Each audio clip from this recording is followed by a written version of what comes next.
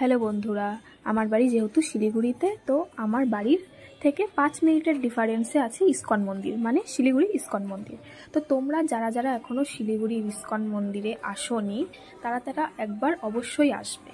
মন্দিরের এরিয়াটাও অনেক বড় এবং মন্দিরের ভিতরে অনেক স্টল আছে, অনেক দোকান আছে সব, যেমন অনেক কিছু ঠাকুরের কাঠের মালা, তুলসীর মালা, গোপী ড্রেস, কাচের শোপিস, নানা রকম জিনিস পাওয়া যায় এখানে।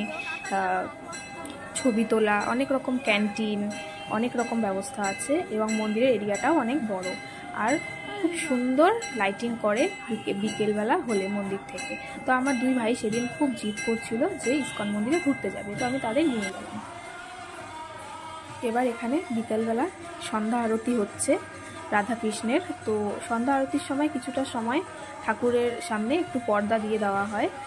তারপর সবাই এখানে কীর্তন, ঠাকুরের নাম কীর্তন করে। এখানে গেলে মনটা একদম শান্তি হয়ে যায়।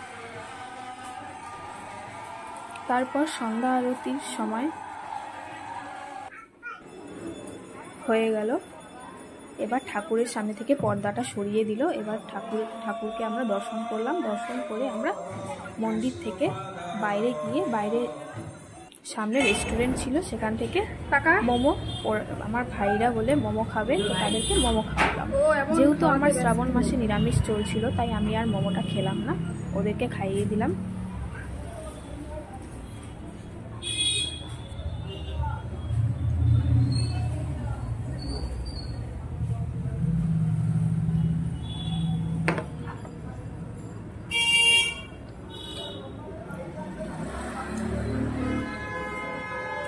মোমো খাওয়া হয়ে গেলে ওরা ফুচকা খাবে বায়না করছিল। তো ইস্কন মন্দিরের গেটের সামনেই, মেন গেটের সামনেই ছিল ফুচকার দোকান।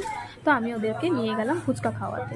যেহেতু ফুচকাটা এমন একটা জিনিস যেটা সবারই ভালো লাগে, বাচ্চা থেকে বড় সবারই খুব প্রিয় জিনিস। তো ফুচকা খাওয়া হয়ে গেলে ফাইনালি আমরা বাড়ি